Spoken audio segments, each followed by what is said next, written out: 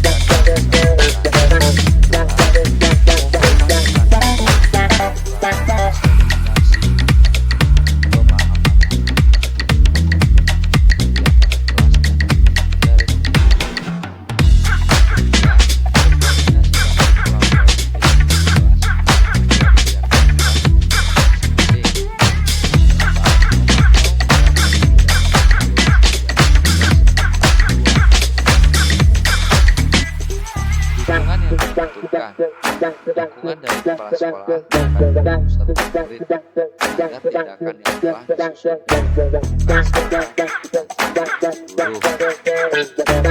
Dua, sarana dan prasarana di sekolah. Tiga, orang tua dalam melakukan positif di rumah. Penyebaran pemahaman, pengalaman, budaya positif.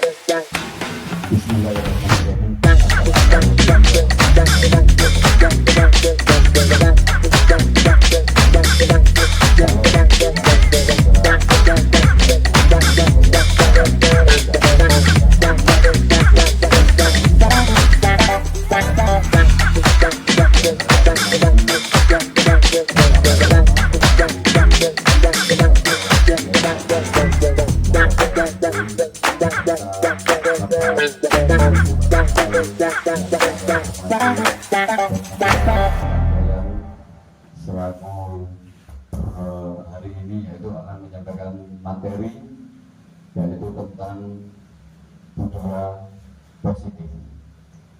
Baiklah bapak-bapak dan juga ibu-ibu yang saya hormati, pertama-tama marilah kita panjatkan rasa puji syukur kita kehadirat Allah Subhanahu wa Ta'ala, yang mana pada kesempatan pagi menjelang siang hari ini kita masih diberikan suatu kenikmatan, yaitu nikmat jasmani maupun rohani. Kedua kalinya salawat serta salam mari kita haturkan kejujuran Nabi Agung Muhammad Sallallahu Alaihi Wasallam, yang semoga syafaatnya nanti dapat kita ambil di yaumil qiyamah. Amin. Baiklah, di sini saya selaku pembawa acara dalam acara pagi hari ini, yaitu mengenai pembahasan yaitu bertema budaya positif, yang nanti akan langsung disampaikan oleh Bapak Jailan. Tidak perlu panjang lebar karena mengingat waktu masih panjang, langsung saja waktu saya berikan kepada Bapak Jailan, waktu dan tempat kami haturkan. Terima kasih.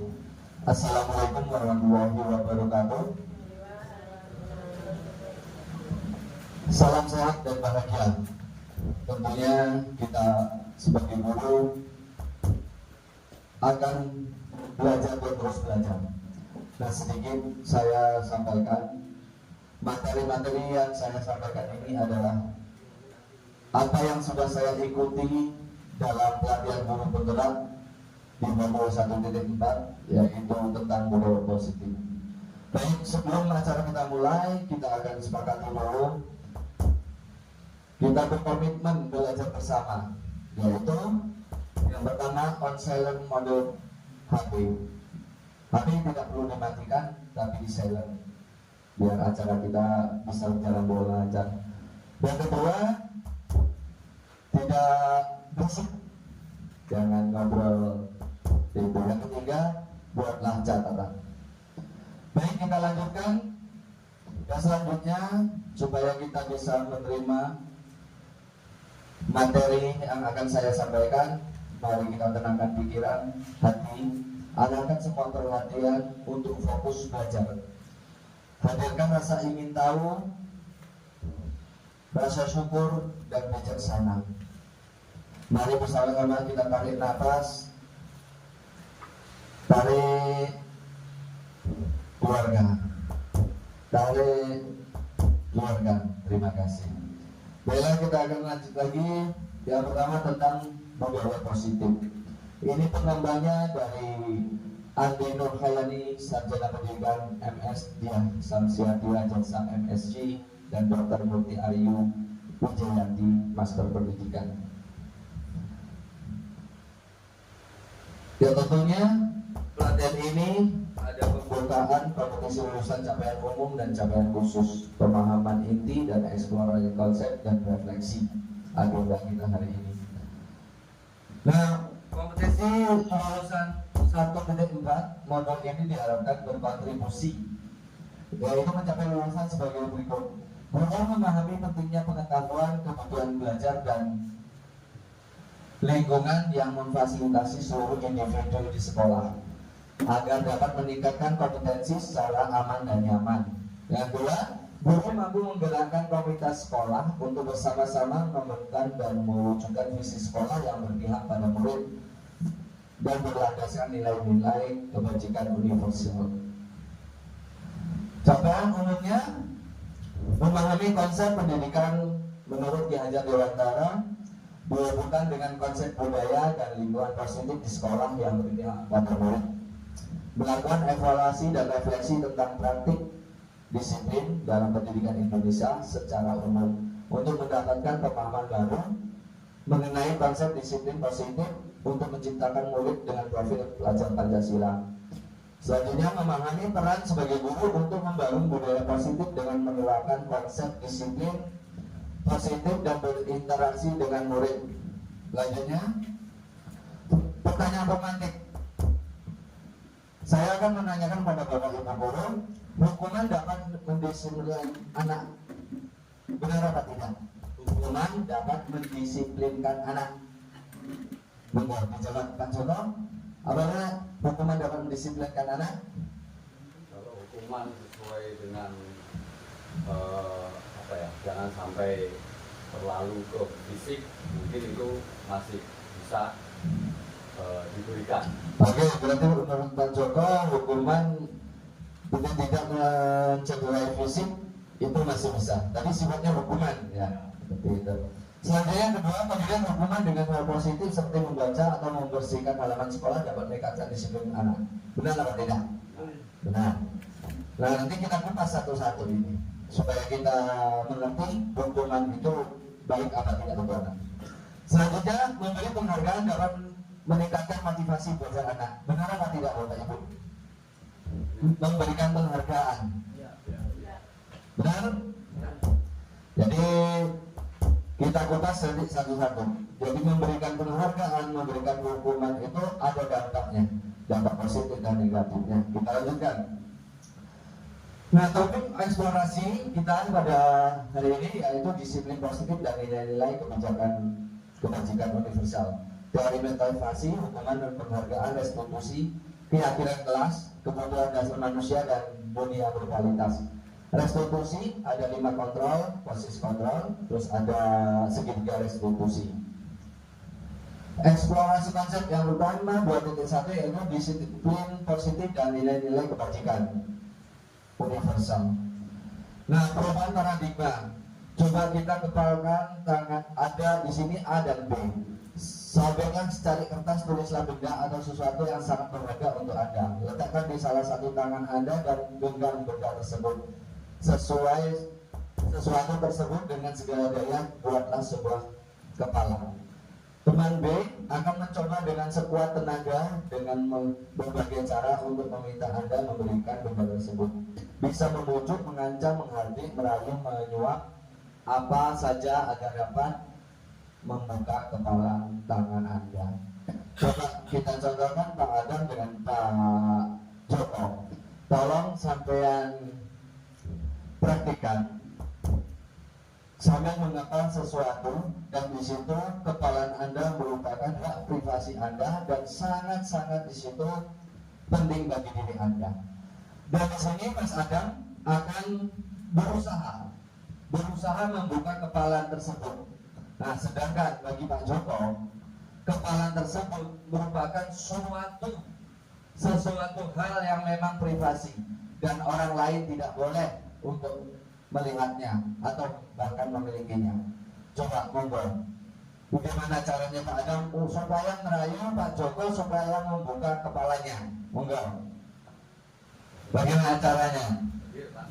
Ya, langsung kita praktekkan. Ya, di situ saja, di depan. Ini itu contoh supaya kita mengetahui pemahaman materi yang akan kita lakukan. Gimana caranya? Merayu. Entah itu merayu, entah itu menyuap. Supaya apa? Supaya Pak Joko tadi prinsipnya atau apa yang dia miliki bisa sampean lihat atau sampean kuasai. Bagaimana caranya? Monggo. Nah, di situ yang bersifat itu privasi benar-benar Pak Joko. Dan di situ Pak Adam itu bersifatnya ingin tahu dan ingin memilikinya hal tersebut. Bagaimana caranya Pak Adam untuk mendapatkan itu dari Pak Joko?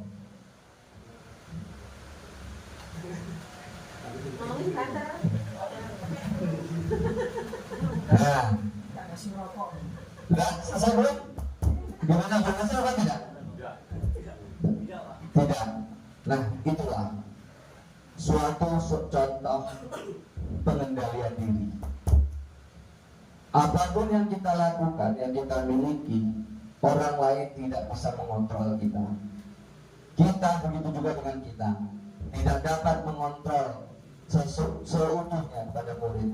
Apa yang kita inginkan itu belum tentu cocok oleh murid kita. Itu contoh sederhananya. Dari kejadian kepalan tangan kita yang situ merupakan prinsip kita.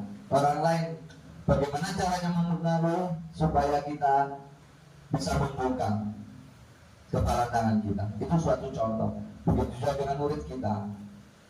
Dengan hukuman, ya, dengan hadiah, itu akan menjadi suatu kontrol. Tapi kontrol itu akan tetap memiliki apa? Memiliki yaitu prinsip dari anak tersebut. Mereka akan memiliki suatu kebutuhan. Nanti kita akan bahas selanjutnya. Itu contoh. Jadi kita tidak bisa mengontrol orang lain karena kebutuhan dasar manusia ada 5. Nanti kan kita bahas seperti itu. Begitu juga kita dengan murid kita. Perubahan paradigma kontrol, ya, teori kontrol atau teori pilihan ilusi kontrol. Semuanya hanya ilusi. Ilusi guru mengontrol murid. Kita memerintahkan dengan hukuman. Itu hanya ilusi. Tapi dalam hati mereka mereka tidak ingin. Itu hanya ilusi saja. Keyakinan dalam hati mereka tidak dapat kita kontrol. Selanjutnya ilusi bahwa kritik dan membuat orang merasa bersalah dapat menguatkan karakter. Itu ilusi saja. Bagaimana murid kita melakukan kesalahan terus kita hukum. Dan di situ mereka akan nurut. Tapi itu hanya ilusi saja. Ilusi itu hanya bayangan. Selanjutnya ilusi bahwa semua penguatan positif, efektif dan bermanfaat. Itu juga ilusi. Selanjutnya ilusi bahwa orang dewasa memiliki hak untuk memaksa.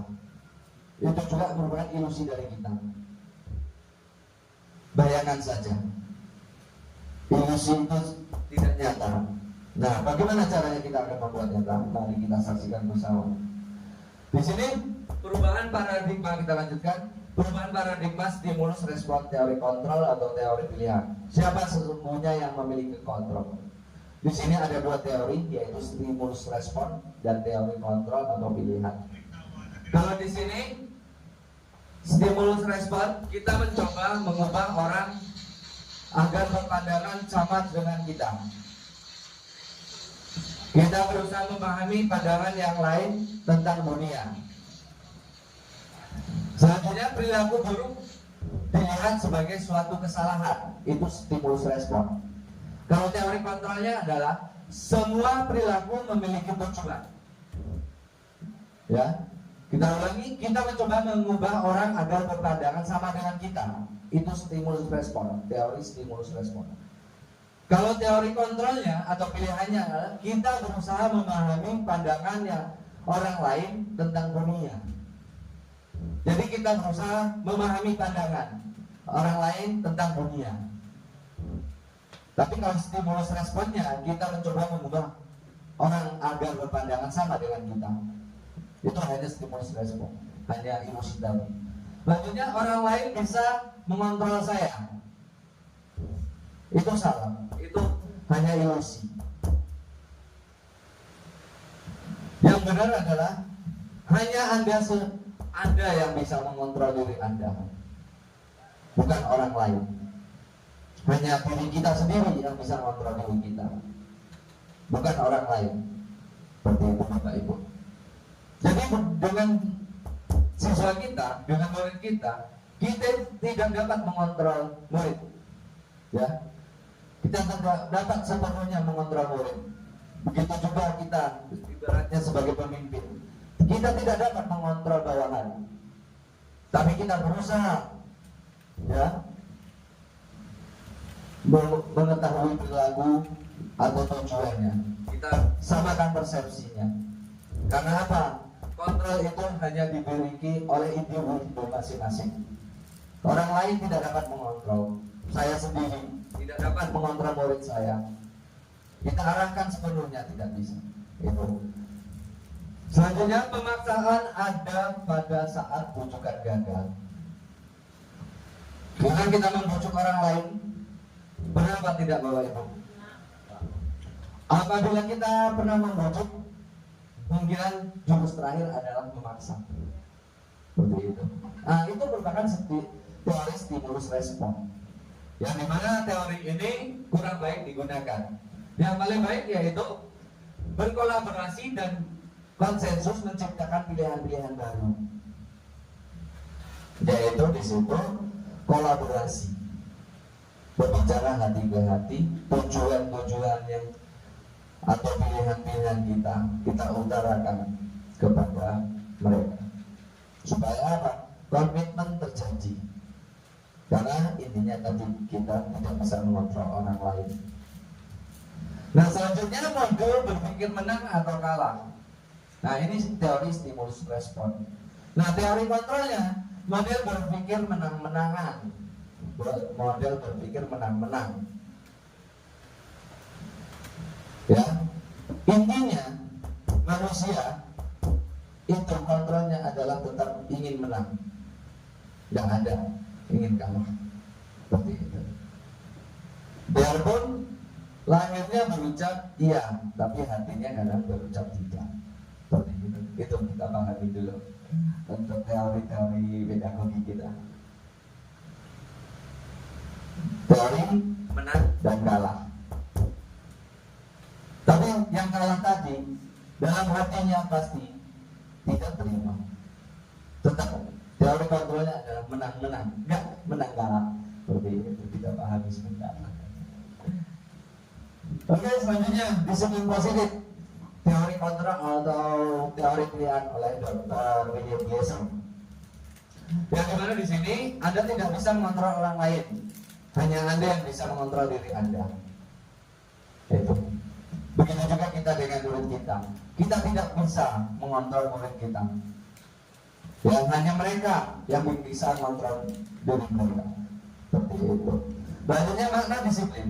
Belajar kontrol diri dengan menggali potensi kita agar tercapai tujuan mulia, yaitu sesuatu menjadi seseorang yang kita inginkan berdasarkan nilai-nilai yang kita hargai. Ya. Jadi kita menghargai nilai-nilai prinsip orang lain. Agar apa? Agar kita dapat bersama-sama berkolaborasi. Ya, kita saling menghargai pendapat orang lain.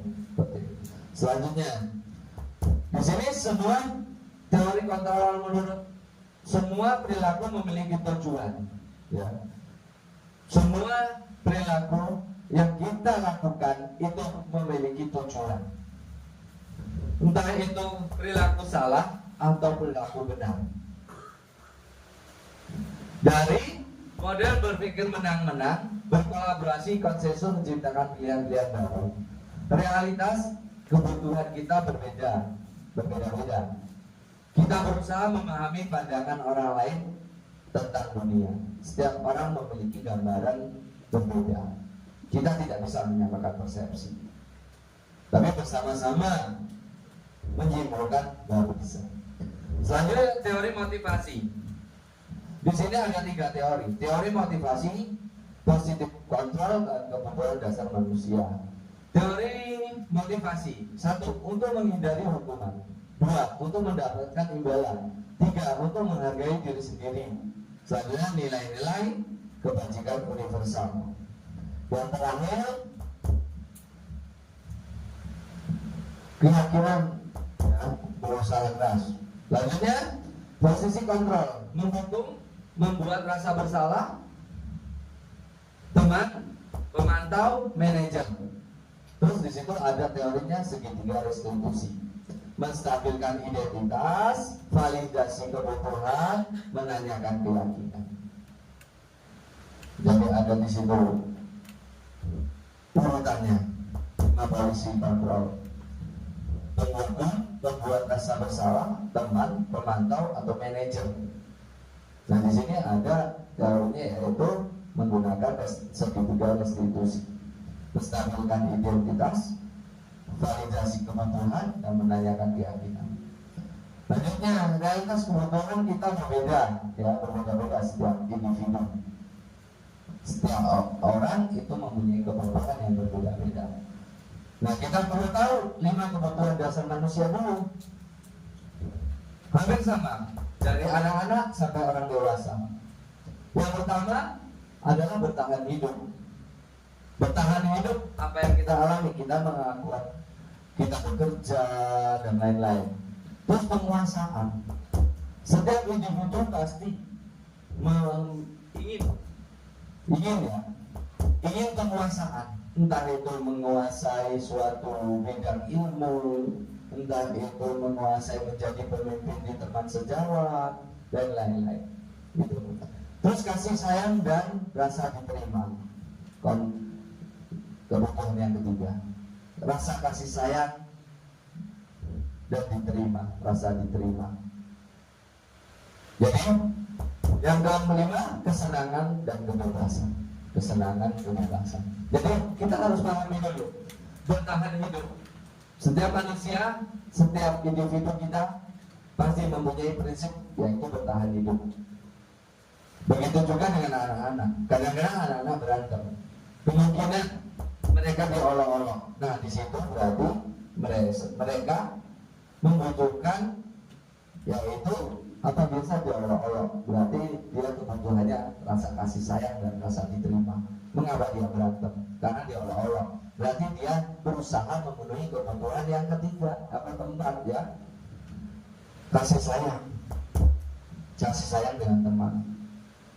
Selanjutnya rasa diterima, kesenangan, kebebasan. Kemungkinan mengapa anak-anak kita suruh piket gak mau, suruh mengerjakan tugas gak mau, karena apa? Dia ingin memenuhi kebutuhan mereka, yaitu kebebasan, kesenangan. Gitu. Begitu juga dengan kita. Mengapa kita tidak cocok dengan orang lain? Kemungkinan 5 dasar kebutuhan ini kita ada alasan dengan di sini. Gitu. Oke, kita lanjutkan. Lain di sini, apakah makna disiplin? Berasal dari bahasa Latin disciplina, yang artinya belajar. Mana asal dari kata ini berkonotasi dengan disiplin diri dari murid-murid Socrates dan Plato. Disiplin diri membuat orang menggali potensinya menuju sebuah tujuan, apa yang dia hargai. Banyaknya. Namun dalam budaya kita, makna kata disiplin telah berubah menjadi sesuatu yang dilakukan seseorang pada orang lain untuk mendapatkan kepatuhan. Kecenderungan umum adalah hubungan kata disiplin dengan ketidaknyamanan, bukan dengan apa yang kita hargai atau pencapaian suatu tujuan mulia. Nah, ini ada nilai-nilai kebajikan universal. Nilai-nilai kebajikan adalah sifat-sifat positif manusia yang merupakan tujuan mulia yang ingin dicapai setiap individu. Nilai-nilai tersebut bersifat universal dan lintas bahasa, suku, bangsa, agama maupun latar belakang. Ya, setiap perilaku atau perbuatan memiliki suatu tujuan. Dari William Glasser pada teori kontrol 1984. Selanjutnya, dengan mengaitkan nilai-nilai kebajikan yang diyakini seseorang, maka motivasi intrinsiknya akan dibangun sehingga menggerakkan motivasi dari dalam untuk dapat mencapai tujuan mulia yang diinginkan. Ini Diana Gosen 1998. Jadi kita menggali potensi itu dari dalam diri anak kita, bukan dari faktor luarnya. Nilai kebajikan yang ingin dicapai oleh setiap anak Indonesia kita kenal dengan profil pelajar Pancasila: beriman, bertakwa pada Tuhan Yang Maha Esa dan berakhlak mulia, mandiri, bernalar kritis, kebinekaan global, bergotong royong, dan kreatif. Selanjutnya, eksplorasi konsep teori motivasi, hukuman, dan penghargaan restitusi. Teori motivasi perilaku manusia, yaitu ada yang pertama adalah motivasi eksternal dari luar, yaitu untuk menghindari ketidaknyamanan atau hukuman apa yang akan terjadi apabila saya tidak melakukannya. Selanjutnya, motivasi eksternalnya untuk mendapatkan imbalan dari orang lain, institusi, apa yang akan saya dapatkan apabila saya melakukannya. Nah, di sini motivasi internal atau tujuan disiplin positifnya untuk menghargai diri sendiri. Saya akan menjadi orang yang seperti apa bila saya melakukannya. Jadi intinya adalah hargai diri sendiri dulu, baru orang lain akan menghargai. Jadi kita motivasi dalam diri kita, hargai diri kita dulu. Ya, mungkin apa yang kita lakukan pada orang lain itu akan menyakitkan. Makanya kita tidak perlu melakukannya. Karena apa? Kita hargai juga diri kita. Apabila orang itu melakukan ke kita positif, kita tidak terima seperti itu. Jadi hargai diri kita dulu, nanti orang lain akan menghargai kita. Jadi motivasi internal ini yang kita akan tanamkan kepada siswa-siswi kita. Apabila dia mencubit kepada anak atau temannya, nah kita ajukan pertanyaan, apabila kamu dicubit sakit apa tidak? Nah, kalau dia merasa sakit, berarti dia tidak usah cubit temannya, karena hargailah dirimu sendiri. Itu. Begitu juga dengan kita sebagai orang dewasa, hargai diri kita, orang lain insya Allah akan menghargai juga. Seperti itu. Selanjutnya di sini merdeka menurut Ki Hajar Dewantara. Merdeka itu artinya tidak hanya terlepas dari perintah, akan tetapi juga cakap buat memerintah diri sendiri. Itu kata Ki Hajar Dewantara. Merdeka itu tidak hanya terlepas dari perintah, akan tetapi juga cakap untuk buat perintah untuk dirinya sendiri. Kebiasaan intinya, kebiasaan baik, budaya positif tadi. Jadi kita tanamkan pada anak-anak kita budaya positif. Contohnya ibaratnya ruangan kelas kita merasa kotor. Nah, mereka kita tanya, kalau ruangan kotor seperti ini bagus apa tidak?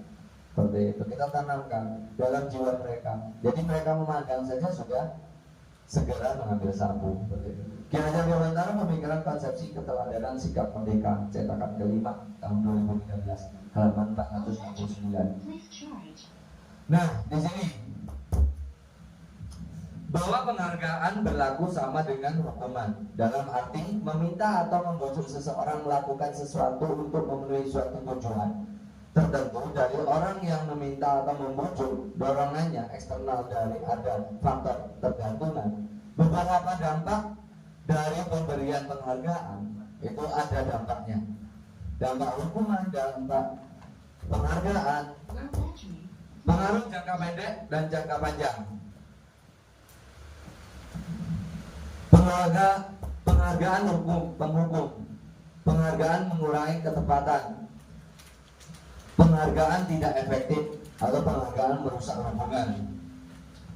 Di sini ya, pengaruh jangka pendek dan jangka panjangnya ada apabila kita memberikan hukuman atau penghargaan. Contoh, kalau kita tidak menghukum anak, ya, anak tersebut akan suka malahan. Alah, aku tetap buang sampah sembarangan. Aku menghukum Pak Tom. Jadi pembiasaan kita di sini, pembiasaan budaya positif kita tanamkan di jiwa mereka, ya, budaya positif bahwa buang sampah sembarangan itu akan membuat, ya, tampilannya jadi tidak indah, kotor, berserakan, seperti itu. Kita tanamkan dalam jiwa anak-anak kita. Jadi kita tidak akan kewalahan.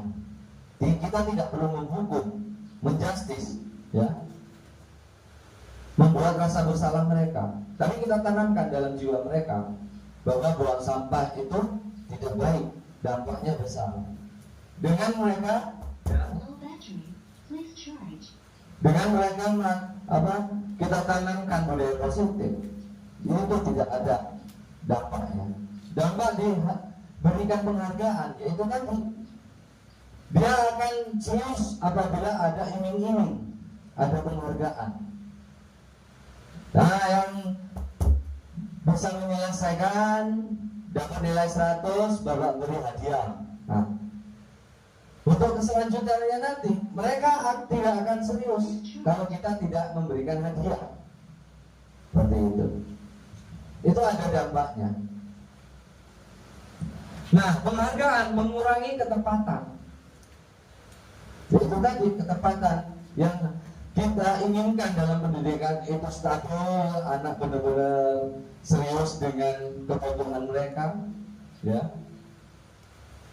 Tapi dengan adanya teori penghargaan, anak-anak kita tidak akan serius saat belajar, tidak akan fokus saat belajar kalau tidak ada penghargaannya. Terus penghargaan memang tidak efektif, ya. Karena apa? Itu tadi dampaknya. Bisa kita pengaruhnya sangat besar jangka panjangnya. Apabila mereka jadi pemimpin, apabila di desa itu, di kabupaten tidak ada penghargaan, mungkin mereka tidak akan berkolaborasi atau inginkan desa ini maju. Karena apa? Dia standar aja, orang ada penghargaan ya, orang-orang yang sekolah umum. Setiap melakukan apa-apa dapat hadiah.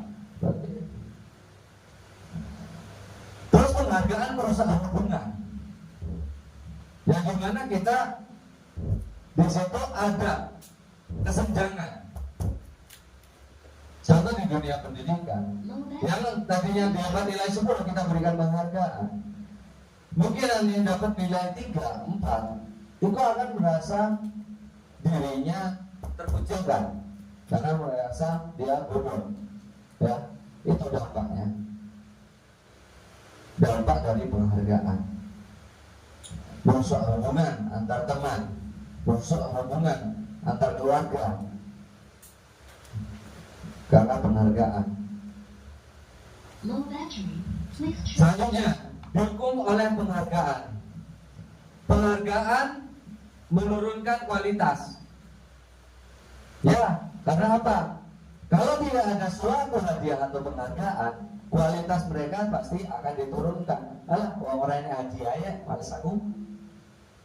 Lomba nggak ada hadiah, hadiahnya cuma panggal-panggal wae, males aku baru itu. Terus selanjutnya penghargaan mematikan kreativitas. Mengapa seperti itu?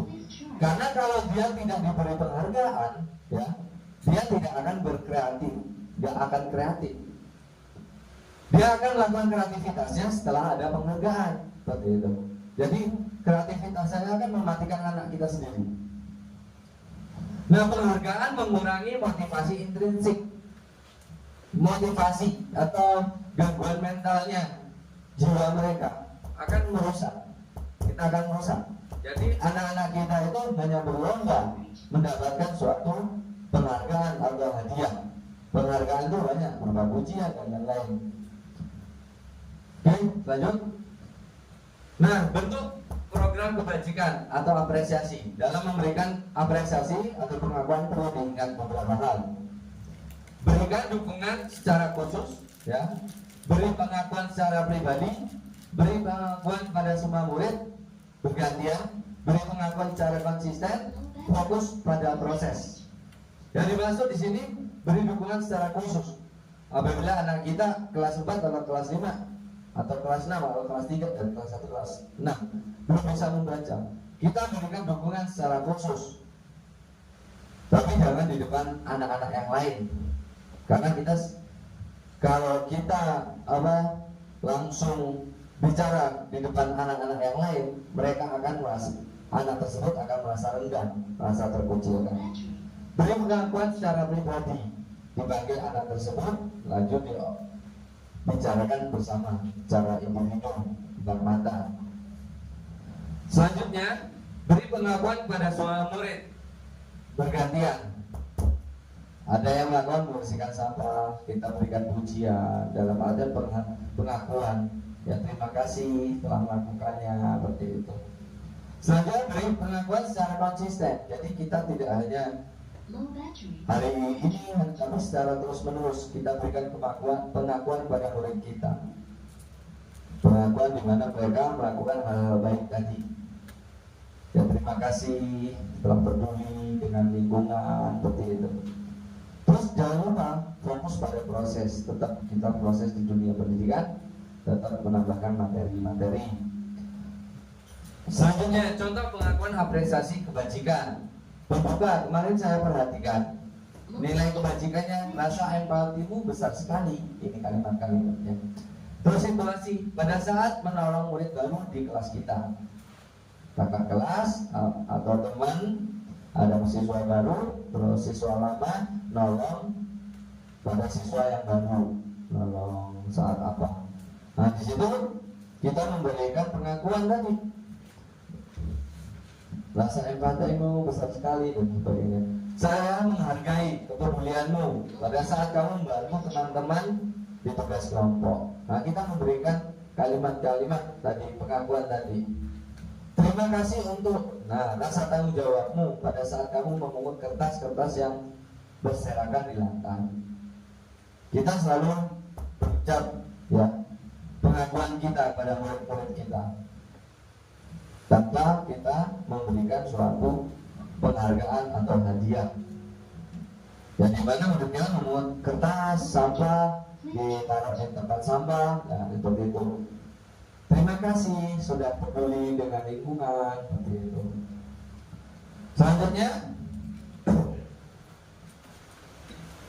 di sini akan kita pahami tindakan guru mencatat 100 kali di dalam buku kalimat saya tidak akan terlambat lagi karena terlambat ke sekolah.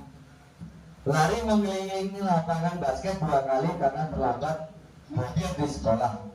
Nah, ini tugas apa? Hukuman apa konsekuensi? Kita wajib bisa membedakan. Di sini sudah saya printkan, ya. Nanti kita cocokkan. Yang pertama mencatat 100 kali di dalam buku kalimat saya tidak akan terlambat lagi. Itu maksudnya hukuman apa? Konsekuensi. Boleh menggunakan pena, nanti ditulis langsung kita bahas bersama.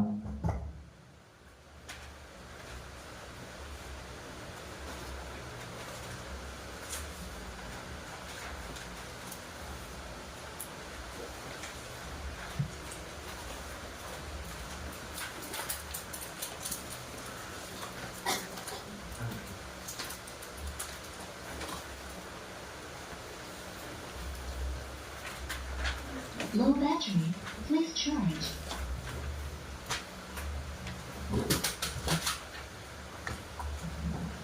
Oke, sudah saya bagikan ya. Kita bisa membedakan, mencatat satu kali di dalam buku kalimat ya. Saya tidak akan terlambat lagi karena terlambat ke sekolah. Itu maksudnya hukuman atau konsekuensi.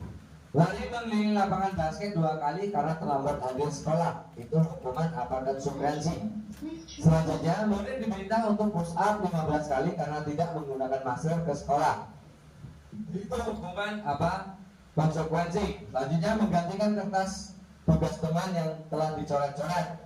Itu hukuman apa? Konsekuensi. Selanjutnya, membersihkan tumpahan air di meja tulis karena tersenggol pada saat belajar. Membersihkan tumpahan air di meja tulis karena tersenggol pada saat belajar. Selanjutnya, murid disuruh untuk mengenakan sepatu seharian di sekolah karena tidak mengenakan sepatu hitam. Murid disuruh untuk tidak mengenakan sepatu seharian di sekolah karena tidak mengenakan sepatu hitam. Terus selanjutnya, lari mengelilingi lapangan basket 2 kali karena terlambat 10 menit untuk pelajaran PJOK. Itu hukuman apa? Konsekuensi. Boleh ditulis?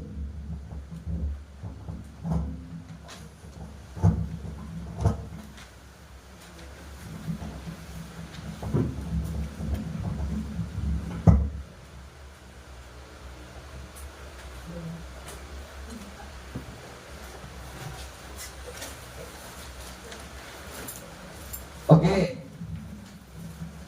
kita lanjutkan.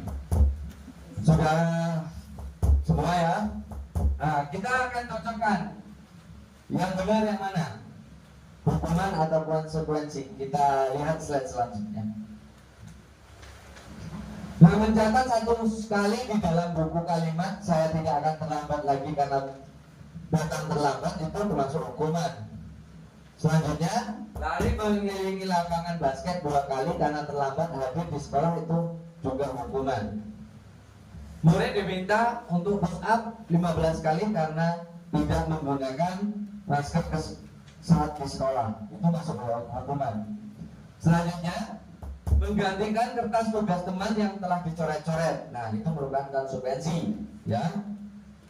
Selanjutnya, membersihkan tumpahan air di meja tulis karena tersenggol pada saat belajar. Itu juga merupakan konsekuensi.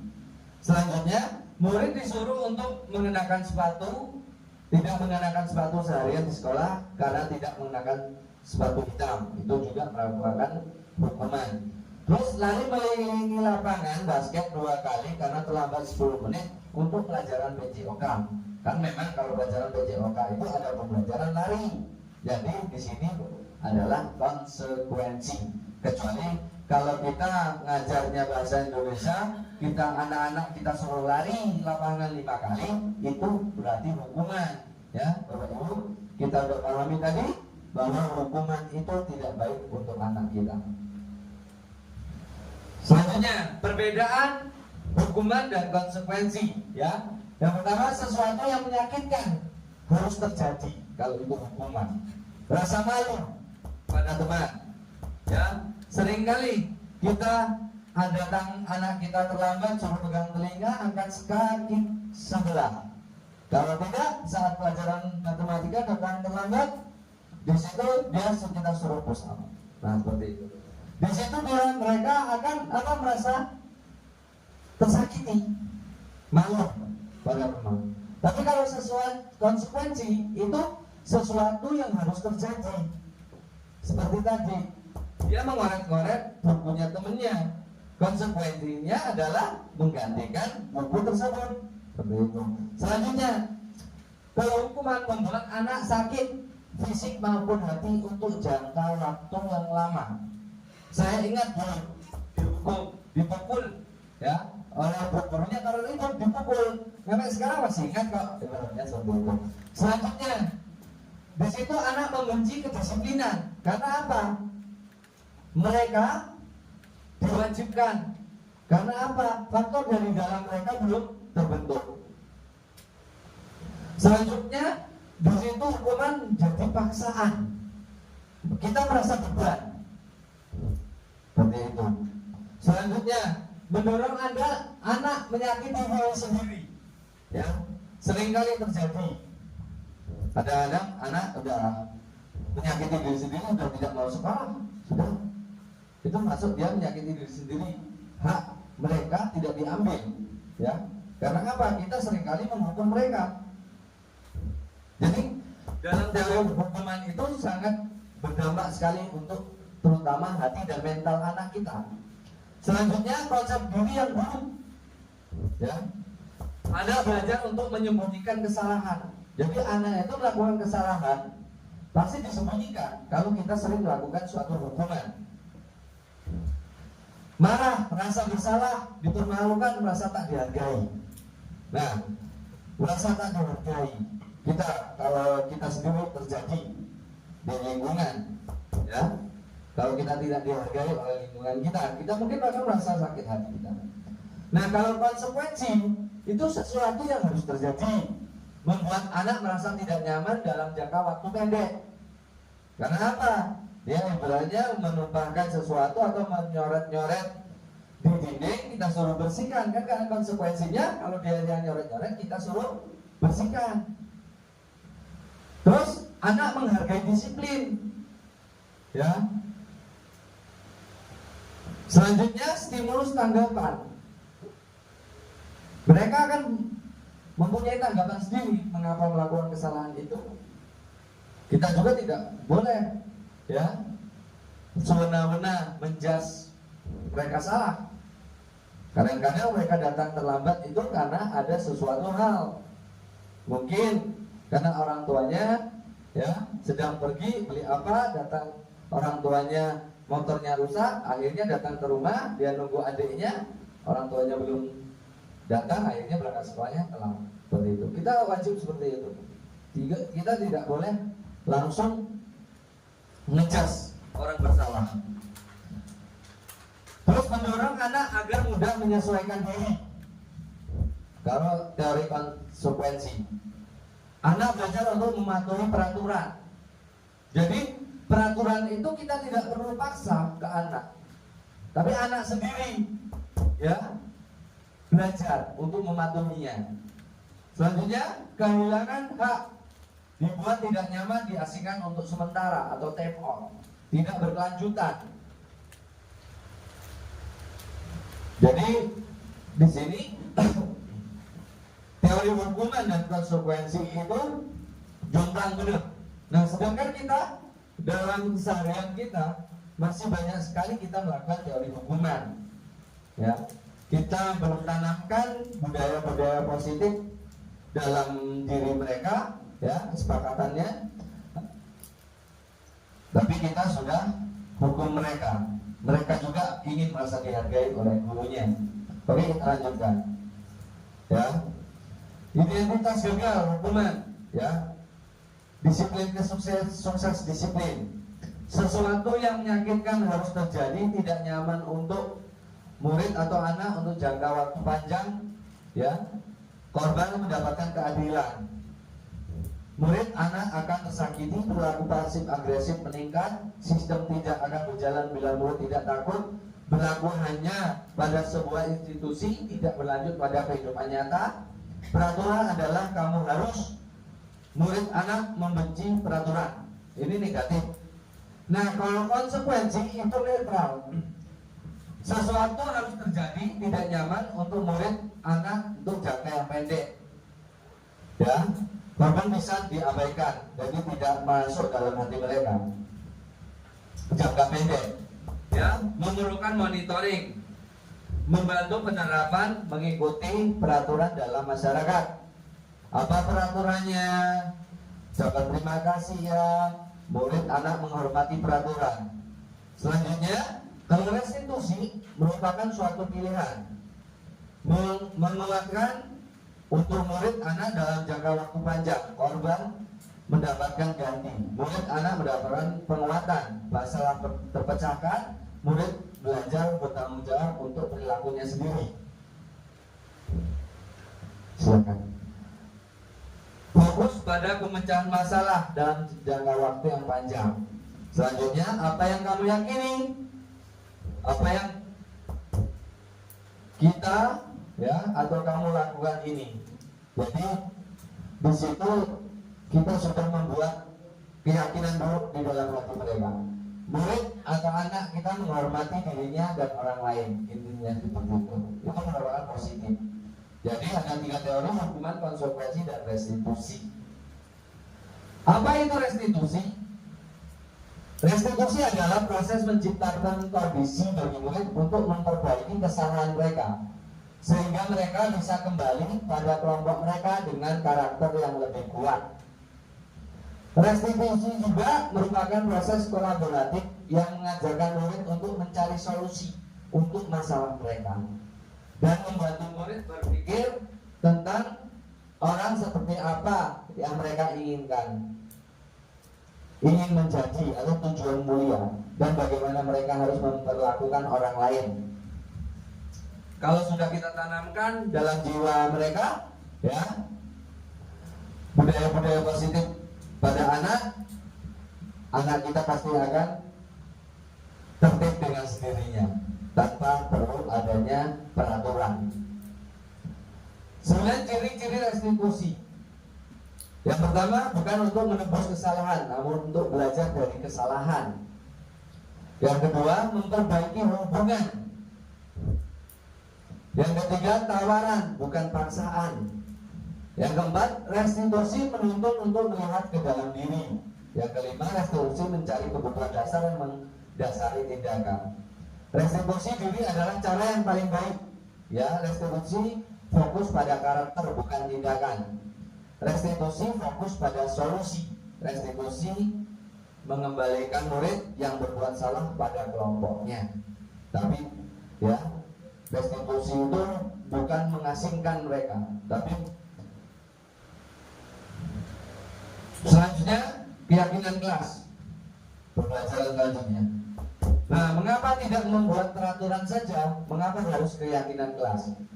Nah, yang pertama, mengapa kita memiliki peraturan harus menggunakan helm bila mengendarai kendaraan roda 2? Kalau kita sudah meyakini kalau tidak pakai helm saat mengendarai sepeda motor, kita yakin akan berbahaya kepada kepala kita, akan terbentur dan menjadi efek yang serius. Nah, kita tanpa disuruh pun kita pasti pakai helm. Seperti itu. Begitu juga dengan murid kita. Mereka akan datang tidak terlambat. Karena apa? Mereka merasa datang lebih awal itu mereka akan nyaman, akan menerima pembelajaran. Selanjutnya, mengapa kita memiliki peraturan 3M, menggunakan masker, mencuci tangan, dan menjaga jarak 1,5 meter? Karena apa? Karena anak belum ditanamkan di dalam jiwa mereka. Kalau tidak menggunakan masker, itu akan berdampak pada diri mereka sendiri, akan tertular. Ya, tertular apa? Tertular yang 2 tahun yang lalu, yaitu corona.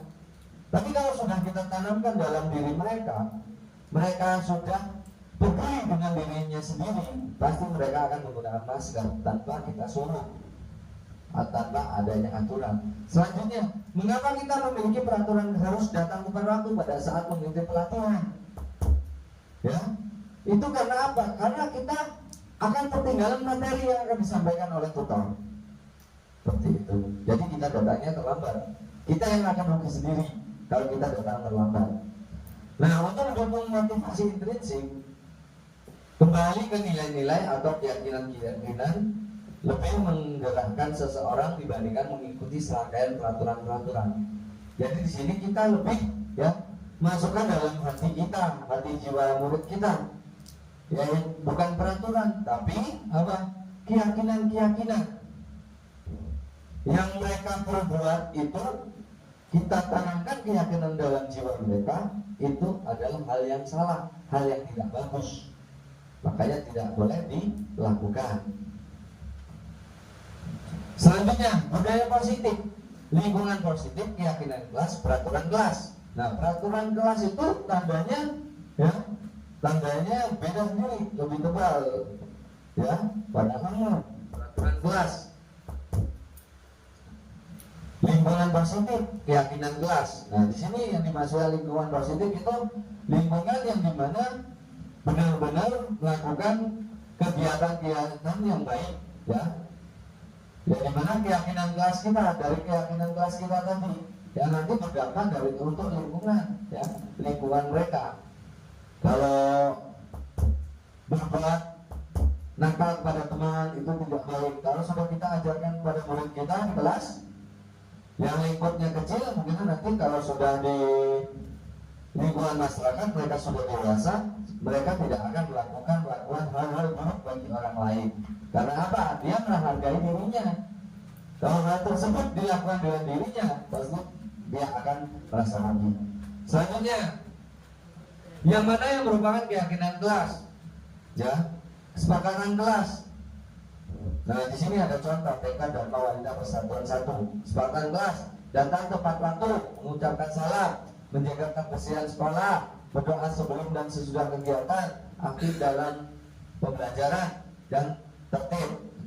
Nah, selanjutnya, kami guru dan murid yang saling menyayangi. Kami guru yang semangat belajar, kami murid yang semangat belajar. Selanjutnya, kami murid yang peduli dengan teman-teman. Nah, ini kesepakatan kelas. Kita buat kesepakatan kelas di dalam kelas kita masing-masing. Ini contohnya, datang tepat waktu, mengucapkan salam, menjaga kebersihan sekolah, berdoa sebelum dan sesudah kegiatan, aktif dalam pembelajaran, dan tertib. Ini contoh dari TK Dharma Wanita Persatuan 1. Nah, di sini nggak ada itu peraturan kelas, tapi adanya kesepakatan kelas. Disepakati, ya, disepakati di kelas tersebut. Datang tepat waktu, menjaga kebersihan sekolah, berdoa sebelum dan sesudah kegiatan, aktif dalam pembelajaran. Terus kami guru dan murid yang saling menyayangi, kami murid yang semangat belajar, kami murid yang berbagi dengan teman-teman. Jadi di kelas kita itu kita sepakati dulu. Sepakat apa? Sepakat datang tepat waktu. Berarti mereka akan tepat waktu. Selanjutnya, jaga kebersihan sekolah, ya. Sudah kita sepakati. Nah, kita nanti tinggal apa? Anak-anak nanti tinggal menjalankan dengan kesepakatannya sendiri, kesepakatan yang kita buat bersama dengan murid kita. Jadi supaya tahu loh, murid kita itu sudah ada kesepakatan kelas. Nah, rata-rata kan kita tahu-tahu menghukum, nah buang sampah sembarangan, merdeka, seperti itu kan. Kita langsung, bungkus sampah, lari lapangan 10 kali, seperti itu. Itu sifat-sifat apa? Hukuman tadi. Nah, kita harus wajib membuat kesepakatan kelas umum. Nah, di sini kegiatan pendalaman keyakinan kelas KPLT dan G. Ya. Di sini nanti kami meyakini bahwa rasa hormatnya sangat penting untuk menghormati semua orang dan barang milik orang lain. Bekerja, kami meyakini bahwa sangat penting untuk mengerjakan segala pekerjaan atau mengikuti kegiatan yang telah ditugaskan, diterima dan dimiliki, dan untuk merasa diterima pada suatu dengan yang lain. Tabelnya terlihat, terdengar, berperilaku, ya, terlihat, berperilaku. Contoh, hormat, tampak seperti, tidak tampak seperti. Bekerja, tampak seperti, tidak tampak seperti. Dirimu dan dimiliki, tampak seperti, tampak tidak tampak seperti. Nah, ini yang tabel-tabel ini untuk teori meyakini, ya, teori yang akan kita laksanakan di kelas. Nah, di sini kegiatan pendalaman keyakinan kelas tabel T dan Y. Hormat, mendengar, satu orang berbicara, yuk saya bantu, kita bisa selesaikan ini bersama. terima, tolong ya, permisi, boleh saya pinjam, nanti akan segera saya kembalikan. Itu terdengar ya. Terlihatnya berempati terhadap perasaan orang lain, memegang barang milik orang lain hanya dengan izinnya, mendengarkan dengan seksama, senantiasa berbuat baik dan berbagi. Selanjutnya perilakunya tersenyum ramah, memberikan salam hormat, berjabat tangan, ya, namaste, meletakkan tangan di dada, salim, memberikan ruang bekerja postur tubuh yang tenang. Jadi kalau sudah ada keyakinan kelas itu, ya, perilaku mereka akan ramah, memberikan ruang bekerja postur tubuh yang tenang. Jadi ketemu gurunya nggak takut, tapi malah menyapa dan saling. Malah ibaratnya kan ada itu temu gurunya malah kabur, nggak mau nyapa, ya. Nah kalau kita tanamkan keyakinan kelas, ya, dalam jiwa mereka, keyakinan bahwa bersapa salam itu baik, nah mereka nanti setelah lulus pun kita pasti akan masih disapa saat bertemu di jalan. Tanpa seperti datang tepat waktu, sering hadir tidak tanpa seperti sering hadir terlambat dan seterusnya. Oke, lanjut. Peraturan ya, peraturan. Nah di sini ada 2. Selalu kembalikan buku ke tempatnya. Itu keyakinan kelas apa peraturan? Keyakinan kelasnya gimana? Selalu kembalikan buku ke tempatnya. Ya, dilarang mengganggu orang lain. Hadir sekolah 15 sebelum pembelajaran dimulai.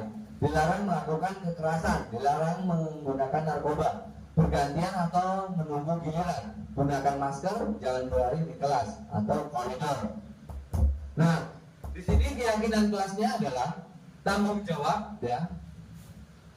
Kita tanamkan dalam keyakinan anak-anak kita, yaitu tanggung jawab.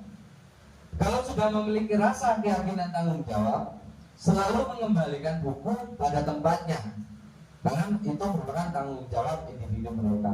Terus dilarang mengganggu orang lain. Nah itu berarti kita tanamkan menghormati orang lain, ya. Kita tanamkan keyakinan pada anak kita menghormati orang lain.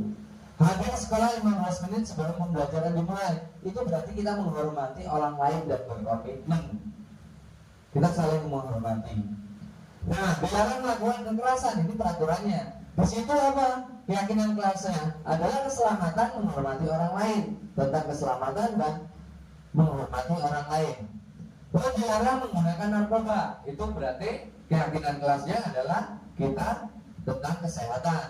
Kalau menggunakan narkoba itu akan mengganggu kesehatan individu masing-masing. Jadi kita tanamkan keyakinan bahwa narkoba itu tidak baik dalam apa? Diri mereka. Selanjutnya gunakan masker. Ini merupakan apa? Kesehatan dan keselamatan, keyakinan kelasnya. Jangan berlari di kelas atau di koridor. Nah itu apa? Keselamatan dan keamanan. Kita tanamkan di dalam jiwa mereka keselamatan dan keamanannya. Nah selanjutnya kebutuhan dasar manusia dan dunia berkualitas. Nah kebutuhan dasar manusia itu terdiri dari berapa? 5. Kasih sayang, rasa kasih sayang, rasa terima, penguasaan, kebebasan, kesenangan, dan bertahan hidup. Ya, intinya. Ini 5 kebutuhan dasar manusia. Kebutuhan dasar manusia. Rasa kasih sayang, rasa diterima, penguasaan, kebebasan, kesenangan. Ya, jadi semuanya itu intinya adalah bertahan hidup. Selanjutnya, nah di sini posisi kontrol, ya. Penghukum membuat orang merasa bersalah, teman, pemantau, atau manajer. Nah kita di sini, ya, di sini ada 5 kontrolnya. Ada penghukum, pembuat orang bersalah, teman, pemantau, manajer. Kalau guru menghadir atau menunjuk, menyakiti, menyindir, nah itu merupakan penghukum, ya.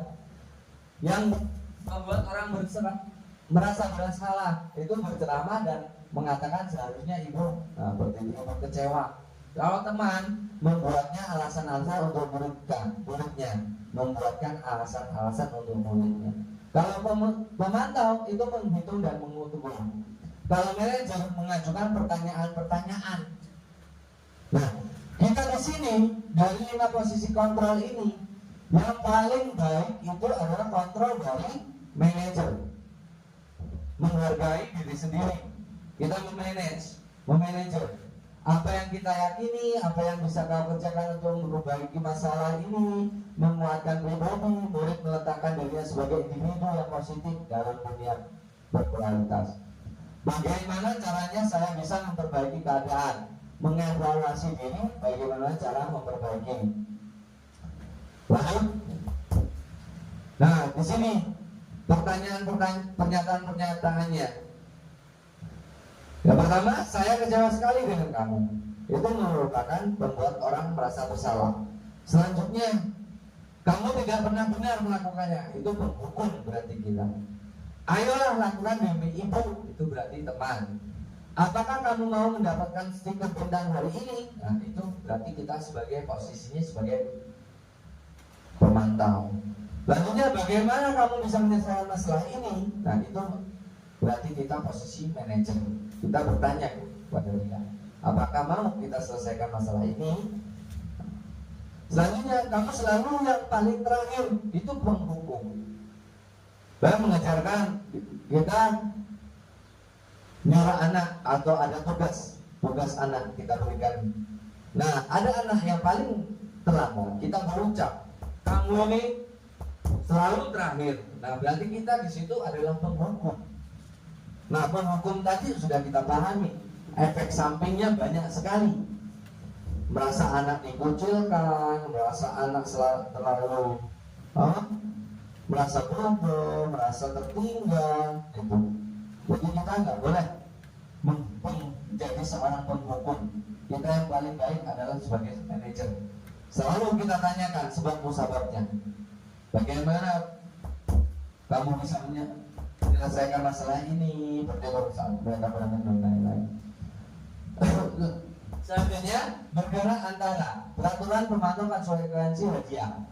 Nilai manajer memperbaikinya. Jadi peraturan pemantau konsekuensi atau hadiah tadi itu yang bisa memperbaikannya adalah nilai-nilai manajer. Ya, di sini. Bukan hukuman untuk membuat tidak nyaman, memperbaikinya kita berdua mendapatkan apa yang kita butuhkan. Apa yang kamu yakini, bagaimana memperbaiki masalah ini, memperbaikinya kita berdua mendapatkan apa yang kita butuhkan. Jadi setiap anak melakukan suatu kesalahan itu adalah dia mencoba memenuhi kebutuhan hidupnya. Entah itu kebebasan, entah itu rasa kasih sayangnya ingin dipenuhi. Kita harus tahu mengapa anak itu berbuat seperti itu. Apa itu?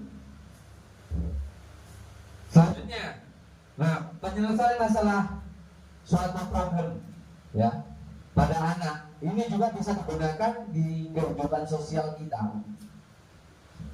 Yang pertama, segitiga restitusi, yaitu menstabilkan identitas, validasi kebutuhan, dan menanyakan keyakinan. Menstabilkan identitas itu berarti kita buat tenang dulu anak-anak kita yang merasa salah tadi, yang melakukan kesalahan tadi. Setelah tenang, terus kita validasi kebutuhannya. Dia ini sebenarnya butuh apa? Butuh kasih sayangkah? Atau butuh kebebasankah? Atau butuh rasa ingin dihormati oleh temannya? Atau rasa ingin menjadi suatu pemimpin atau penguasaan? Nah, setelah itu kita ketahui, baru kita tanyakan keyakinannya. Ya. Kita tanyakan keyakinan, perbuatan yang dia lakukan itu benar apa salah. Kita tanyakan kembali kepada dia. Tanpa kita perlu langsung menghukumnya, tapi kita proses dulu. Ya. Kita proses dengan menstabilkan identitasnya, validasi kebutuhannya, menanyakan keyakinannya. Dia datang terlambat. kita stabilkan dulu supaya dia tidak takut, dia mau bercerita, ya. Kenapa kamu datang terlambat? Oke, Bapak Guru juga pernah datang terlambat, cerita aja nggak apa-apa. Nah, nanti dia akan menyatakan kebutuhan dia. Mbak, saya datang terlambat itu karena orang tua saya tadi ke pasar jualan sayur, pulangnya terlambat, saya suruh ngomong adiknya berkumpul. Dan di situ kita tahu bahwa dia ini adalah apa kebutuhannya, kebutuhan hidup yang rasa kasih sayangnya kan, karena dia sudah disuruh menjaga adik. Jadi berkumpul. Terus menanyakan keyakinan, lah perbuatanmu ini baik apa tidak? Nah, seperti itu. Kalau kita tanyakan stabil kan, ya itu tadi, ya berarti sudah kita buat keyakinan kelas, kita tanyakan keyakinan kelas kita kan tidak boleh datang terlambat dan lain-lain seperti itu. Oke, selanjutnya guru berkata, berbuat salah itu hal yang manusiawi, tidak ada manusia yang sempurna. Bapak Ibu juga pernah berbuat salah. Kita masih bisa menyelesaikan masalah ini. Bapak Ibu tidak tertarik untuk mencari tahu siapa yang benar, siapa yang salah. Bapak Ibu lebih tertarik untuk menyelesaikan masalah. Kalau kamu menyalahkan dirimu sendiri, harus terus-menerus apakah kamu bersikap baik pada dirimu sendiri. Nah, ini kalimat-kalimat untuk menstabilkan identitas tadi. Selanjutnya, kalimat validasi kebutuhan. Kamu bisa saja kan melakukan hal yang lebih buruk, tapi kamu tidak melakukan. Kamu pasti punya alasan mengapa melakukannya. Apa yang penting bagi kamu? Kamu boleh tetap berusaha menjaga sikap itu. Nah, maukah kamu belajar cara lain untuk mendapatkan yang kamu membutuhkan tanpa harus memukul? Nah, seperti itu. Apakah kamu bisa melakukan dengan lebih baik?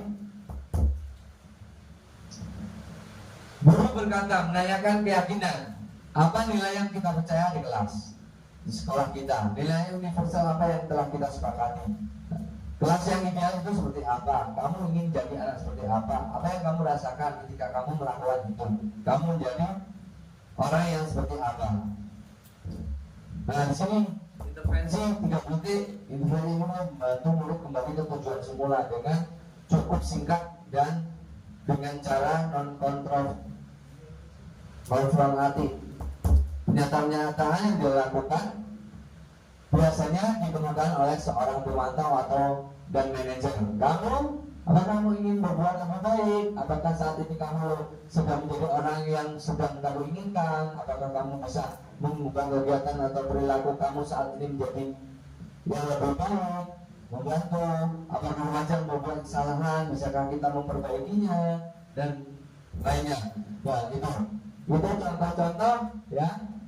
Kita validasinya, membuat intervensi membantu murid untuk kembali ke tujuan mereka. Tujuan murid adalah mendapatkan keselamatan dan kebahagiaan. Refleksi.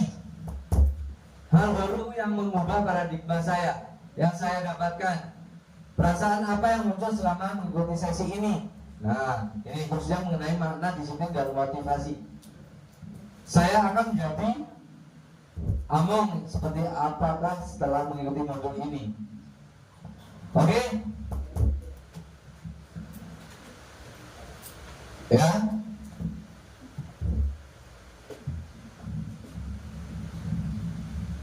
Sudah kita selesaikan modul materi-materi yang saya sampaikan tadi. Terima kasih ya. Bapak Ibu guru, mungkin itu ya pengimbasan yang saya lakukan atau aksi nyata yang saya lakukan untuk kita saling belajar bersama. Dengan ucapan alhamdulillah, saya ucapkan terima kasih kepada Bapak Ibu guru. Saya akhiri ya pengimbasan pada pagi hari ini. Assalamualaikum warahmatullahi wabarakatuh.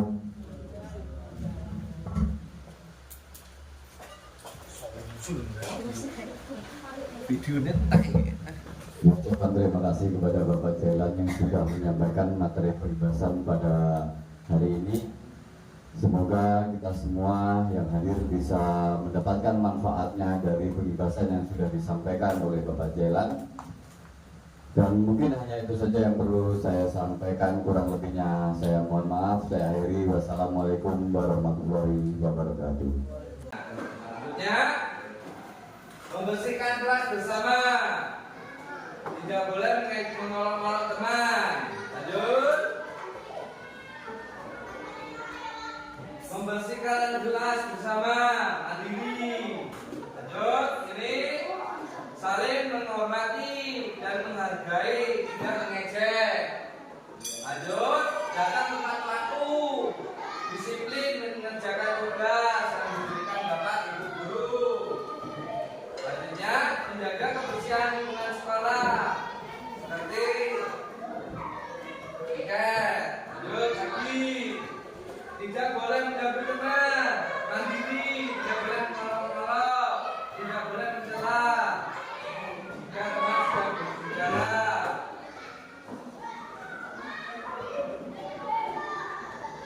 Nah, mengerjakan PR di rumah, tugas kelompok dikerjakan bersama.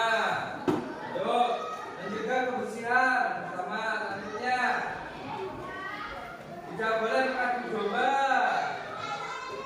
Mengerjakan tugas atau PR,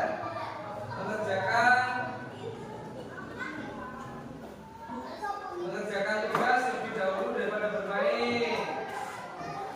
Saat kerja kelompok harus bekerja sama.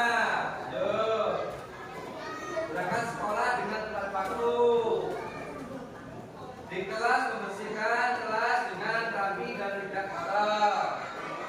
Tidak boleh mengolok teman, selalu menghargai karya teman, selalu disiplin saat berangkat sekolah. Lagi, ini dulunya membersihkan kelas, pakaian rapi, tidak boleh bertengkar, tidak boleh mengganggu teman yang sedang belajar. Ya. Tidak boleh mengolok-olok teman. Nah, ini tidak boleh mengganggu teman yang sedang belajar. Tidak boleh mengolok teman. Tidak boleh berisik. Tidak boleh berantem, mengambil barang milik teman. Oke, sekarang kita sepakati bersama. Di sini ada nanti ya. Ada 5 poin yang Bapak terima dari sini. Yang pertama tentang kedisiplinan, ya. Kita sepakati bersama. Nah, di sini yaitu disiplin tepat waktu. Yang sudah kalian tulis tadi, berarti kalian tidak boleh ya datang terlambat, ya. Berseragam, ya. Saatnya pakai batik, enggak pakai batik. Saatnya pakai baju olahraga. Salingnya nanti tetap ya, makanya ini masih lonteng, makanya kita sepakati ya. Jika hari Jumat itu tetap saja pakai baju pramuka. Nanti kalau ada kegiatan senam, ini kan kita lagi pembangunan, belum boleh digunakan ya.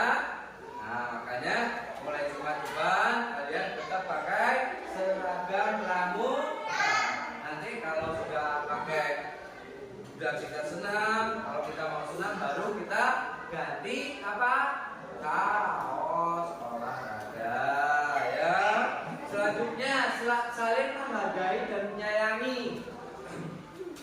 Udah kalian tulis ini tadi, tidak boleh mengganggu teman, tidak boleh ya, tidak boleh membuli ya, mengejek, udah kalian tulis. Nah, kita sepakati di kelas 5 ini anak-anak ya saling menyayangi pada gurunya, saling kalau datang ketemu gurunya saling ya.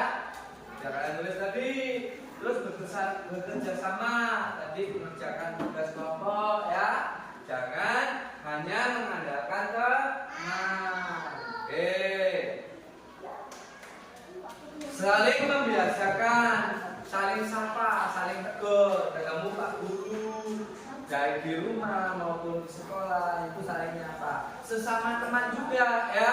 Sudah Bapak ajarkan dulu kan, saling menghormati, saling sapa. Ya, selanjutnya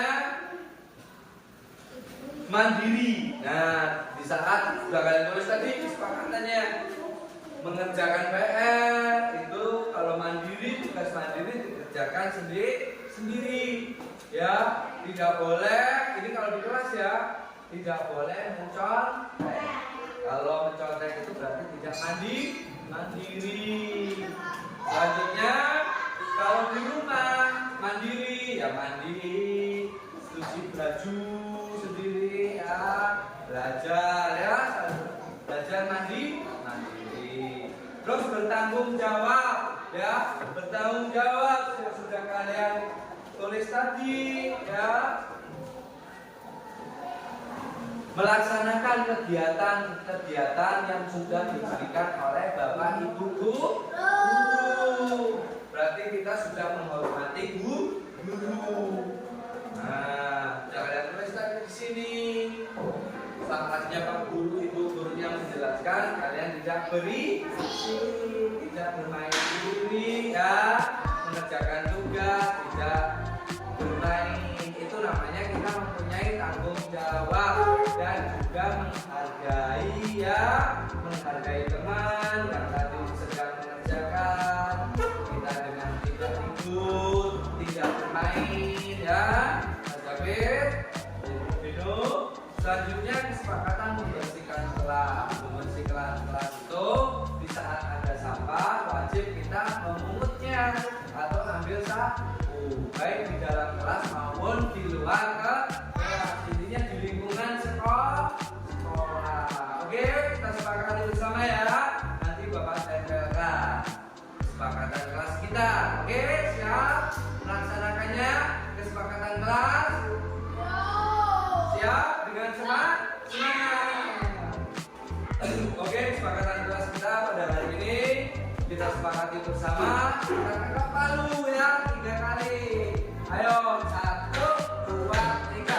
Kesepakatan kelas untuk kelas 5 dinyatakan sudah bisa digunakan bersama-sama. Kesepakatan yang sudah kita sepakat. Terima kasih. Bergerak, tergerak, dan menggerak. Assalamualaikum warahmatullahi wabarakatuh.